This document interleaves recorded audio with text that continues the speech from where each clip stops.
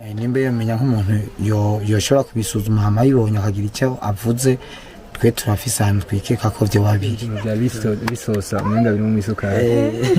I love that. Ivyo bitubeshejeho urumva tubirose tubirya uko nyene bitetse amagana. Where you live, the big question might be, should I upgrade my phone or buy the latest laptop? But somewhere else on this same planet, people are fighting over a handful of cornmeal just to survive the day. In Burundi, the poorest country in the world, electricity is a luxury. Clean water is a privilege. And if you own a bicycle, you're considered wealthy. How did an entire nation fall this far behind? And what does life really look like when you don't even have a bed to sleep on? In today's episode, Envy Alal travel documentary takes you on a journey inside Burundi, a place where simplicity is not a choice, but a way of survival. Number 1. The poorest country. Burundi. Burundi is a small country tucked away in East Africa, the kind of place you might need to zoom in on a map just to find. It has no coastline, and it's landlocked by 3 neighbors. Rwanda to the north, Tanzania to the east and south, and the Democratic Republic of the Congo to the west. This landlocked position makes Burundi naturally isolated, especially when it comes to trade transportation and access to global markets. Simply put, it's hard to develop the economy when being so isolated. The country spans just about 27,000 square kilometers. That's smaller than many mid-sized provinces in states in the US. However, over 13 million people live in this tiny space, giving Burundi one of the highest population densities in all of Africa. On average, there are nearly 500 people living on every square kilometer of land, and most of them depend almost entirely on subsistence farming. Now here's the real challenge. The land is running out, and it's not good land to begin with. About 80% of Burundi's farmland is degraded due to overuse erosion and lack of irrigation. Add to that the growing impact of climate change. Long dry spells, unpredictable rainfall, and occasional floods that wipe out entire harvests. For a country that lives off the land, this is devastating. But Burundi's natural limitations don't end there. It has no oil, no natural gas, and very few mineral resources that are economically viable to extract. In a global economy where nations thrive on exports, Burundi simply doesn't have much to offer. That leaves it heavily dependent on foreign aid and stuck in a cycle that's incredibly difficult to escape. It's hard to believe, but something as basic as geography being landlocked, resource poor, and densely populated can shape the destiny of millions. They're the starting point of a much deeper story of how a nation struggles to survive with almost nothing but the will to endure. And that's where we go next, to see how life actually unfolds for the people of Burundi. Number 2. Having a bicycle is rich. In many countries, owning a bicycle is hardly something worth mentioning. It's common, affordable, and usually considered a basic item. But in Burundi, a country where the average person survives on less than $1 a day, a bicycle is not just a means of transport. It is a symbol of wealth, pride, and social status, something so valuable that it often decides whether a man can earn a living or even find a wife. Very few households in Burundi own a bicycle. For most families, the cost of one is equivalent to 2 or even 3 months of income. That's why a bicycle here is often compared to a luxury car in wealthier countries, something like a Mercedes-Benz or a BMW. It's not an exaggeration. In fact, there's a local saying, "If you have a bicycle, you'll never struggle to find a wife." It sounds like a joke, but there's real truth behind it. A bicycle in Burundi means you can carry firewood, transport bananas to the market, haul water from wells miles away, or even give someone a ride. All of which can be turned into income. Most bicycles are modified with wooden platforms or side racks, to hold massive loads, often too heavy to actually ride. So people push them instead, walking for hours under the sun or through the mud. But it's still better than carrying everything on your back. Public transport is extremely limited. In some towns, there are makeshift cargo bike taxis known as pig cages. They have no seats and no comfort, but for a small fee, they'll take you a short distance. Even so, most people avoid them not because of discomfort, but because even a small fare is unaffordable. And because paved roads are rare, especially in rural areas, the journey is slow, uneven, and exhausting. But for those who own a bicycle, that journey becomes a little more manageable. And in a country like Burundi, that small advantage can change everything. Number 3. Life depends entirely on agriculture. In Burundi, agriculture is not just an industry, it is the heartbeat of daily life, the backbone of survival for almost the entire population. Around 90% of Burundians rely on farming, but not the kind that fills supermarkets or fuels exports. It's subsistence farming, where each harvest is meant to feed one's own family, and maybe if there is any extra to trade for small essentials like salt or cooking oil.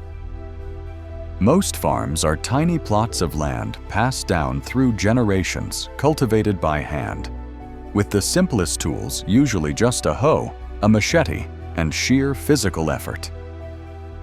Tractors' irrigation systems or chemical fertilizers are virtually non-existent for the majority of farmers, not because they are unknown, but because they are completely unaffordable. Seeds are reused season after season, and without access to new techniques or technology, yields remain painfully low. To make things worse, the land itself is growing weaker with time. Years of overfarming combined with widespread deforestation have led to serious soil erosion, especially in the country's hilly terrain.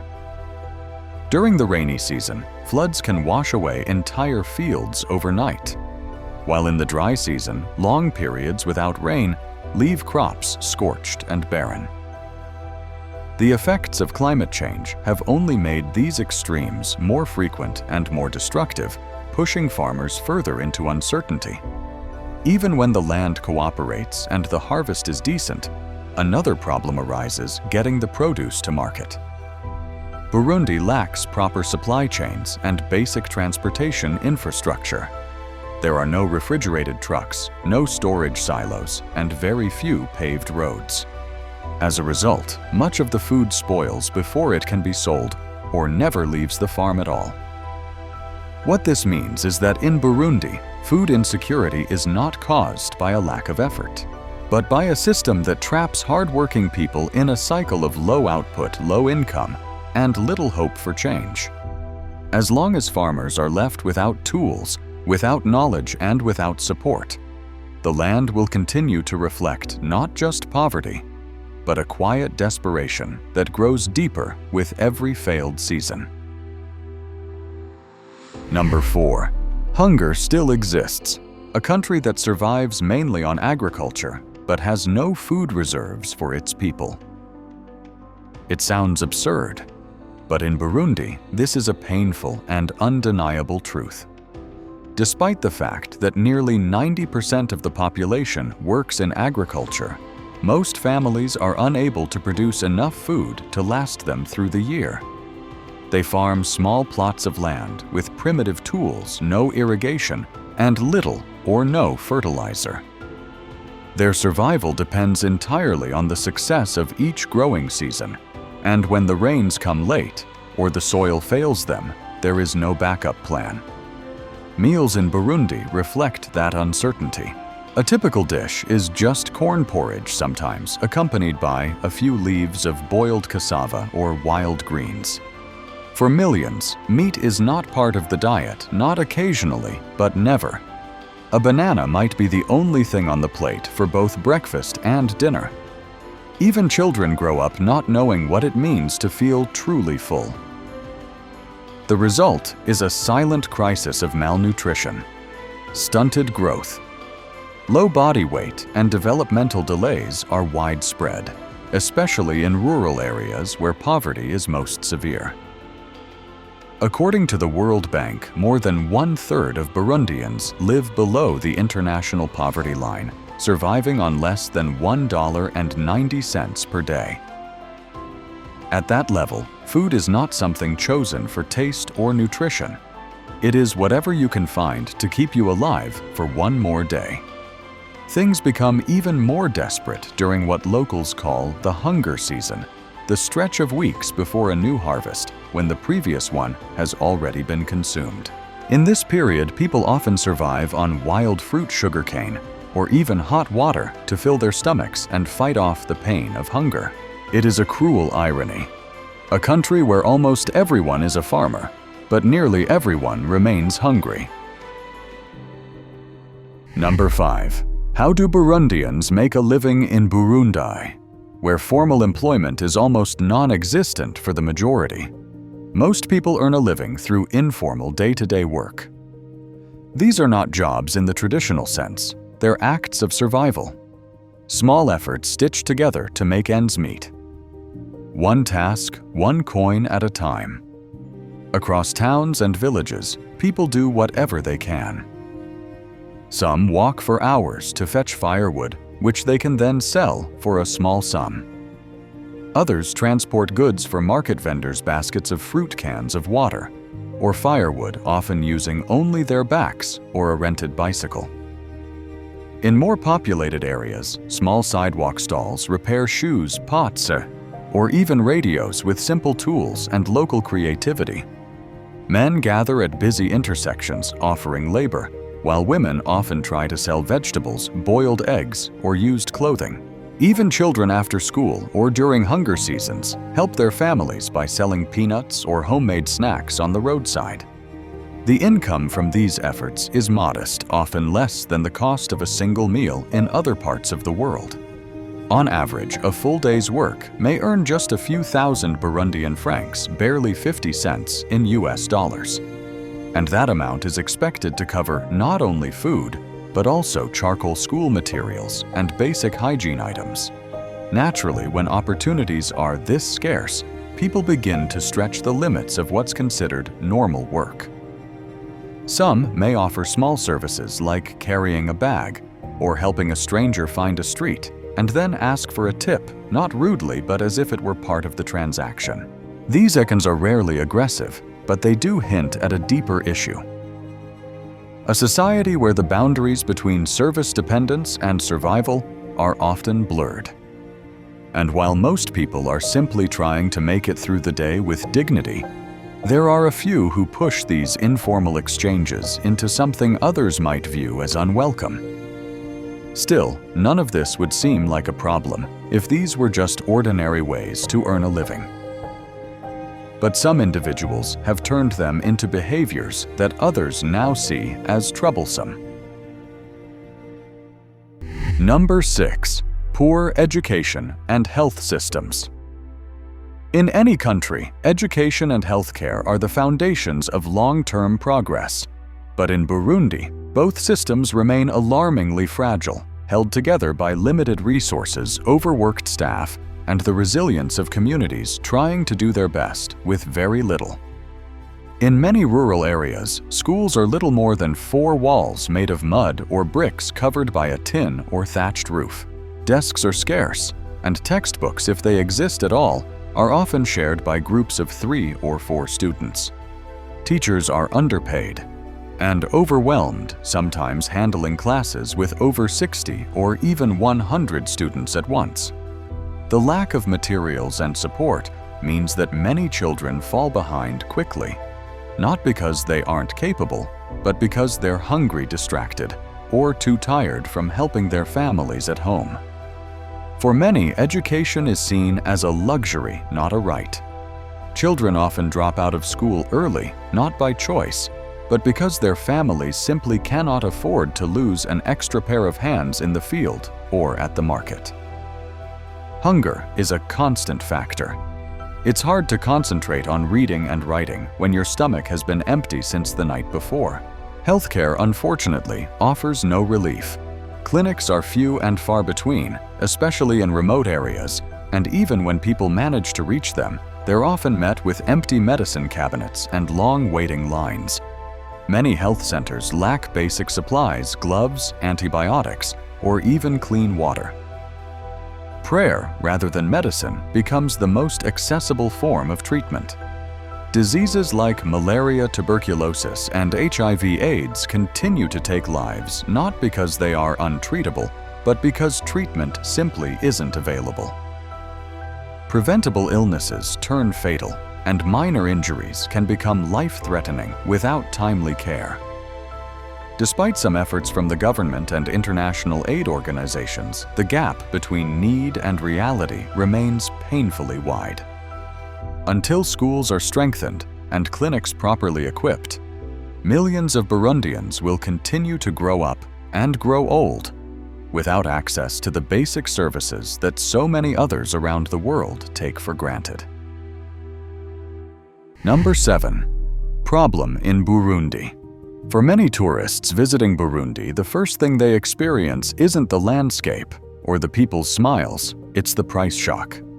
A short 2-kilometer taxi ride to Bujumbura, the country's former capital, can turn into a game of a negotiation. One driver might quote 20,000 Burundian francs, while the next offers the exact same route for just 3,000. The wide gap isn't due to confusion. It's a direct response to seeing a foreign face. At bus stations, the situation can feel even more intense. Foreigners quickly become the center of attention, not because of fame or status, but because of rarity. A crowd of young men often gathers around, full of curiosity. They ask sometimes insistently where you're from, what you're doing in Burundi, and how long you'll stay. At first, it may seem like friendly interest, but things escalate quickly. Some begin tapping on the taxi windows, calling out for the tourist to step out and give them money. Others pull at the door handles, shaking the vehicle in ways that feel less like curiosity and more like confrontation. For someone unfamiliar with the country, the moment can feel overwhelming, not dangerous, but undeniably uncomfortable.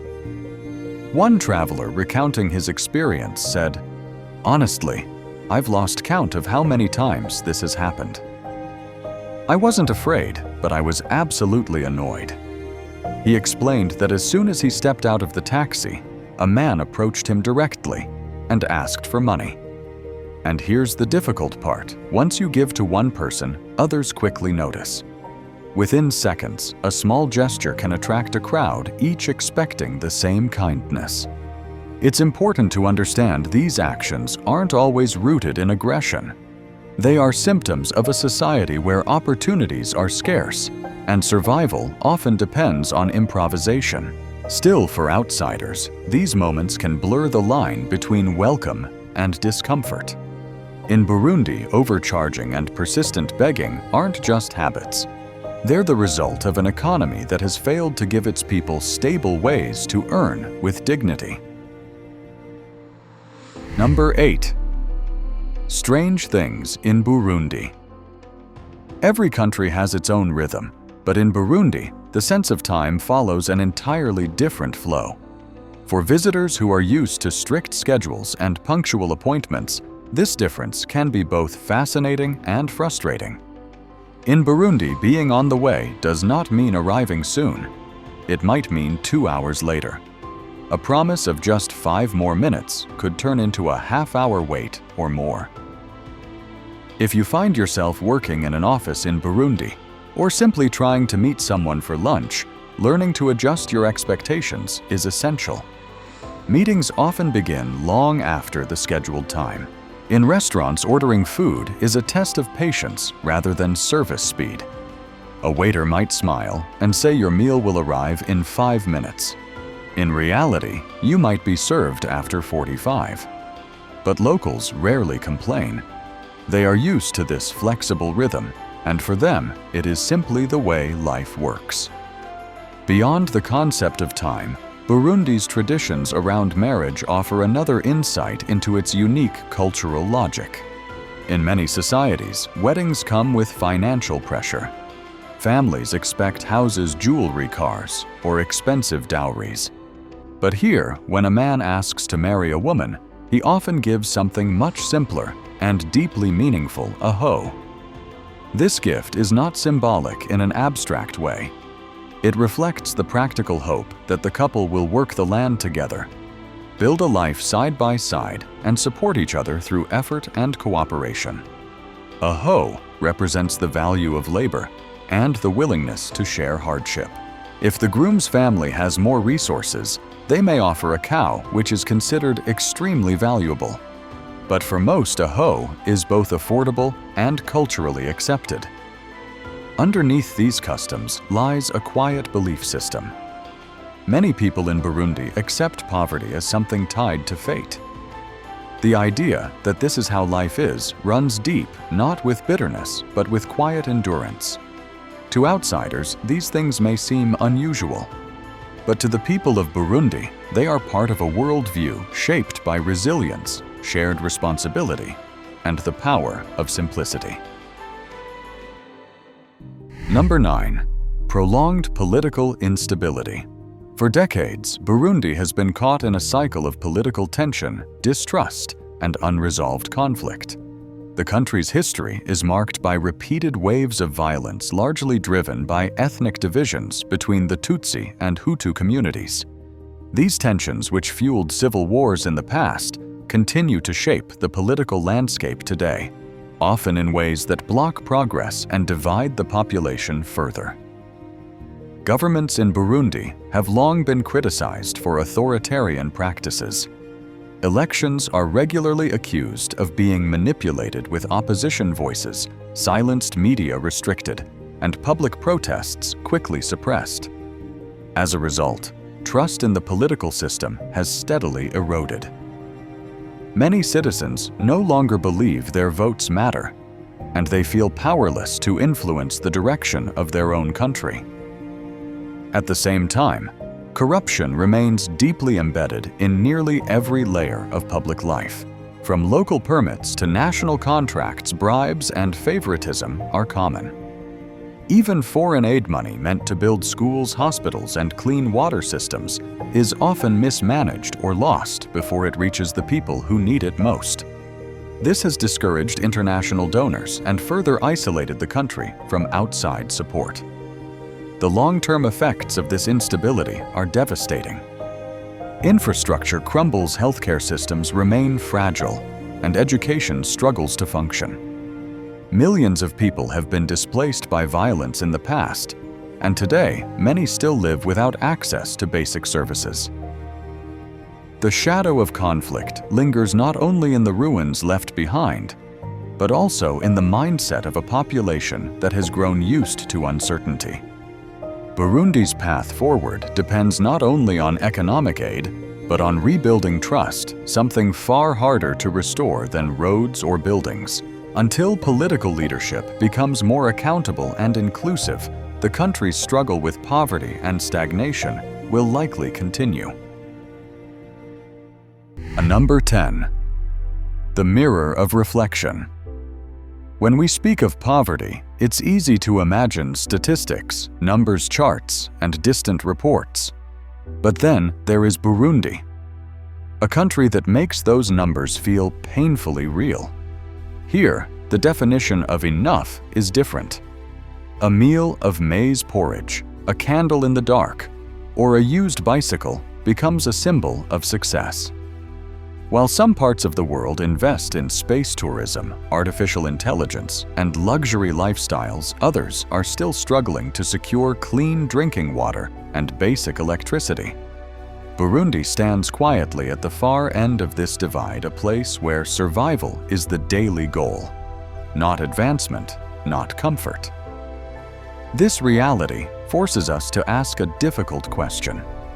Why do such extreme differences exist on the same planet? The world has enough land, enough food, enough knowledge, but what it lacks is fairness in how these resources are shared. Burundi shows us that what we often consider ordinary, flipping on a light, riding to work, sending a child to school, can be unreachable dreams for millions. And while many people here carry on with strength and dignity, the gap between what is needed and what is available remains vast. The lesson is clear, but uncomfortable. We must learn to notice the privileges we overlook. Gratitude is no longer just a virtue, it's a responsibility. Because while some strive to accumulate more, others are simply hoping for enough. So when you open your fridge, turn on your tap, or complain about a slow internet connection, pause for a second. Somewhere in Burundi, someone is walking 10 kilometers for water. That perspective changes everything. The world is full of untold stories, and we're here to show them to you. If you found this meaningful, give us a like and subscribe to NVL Travel Documentary for more journeys that go beyond the surface.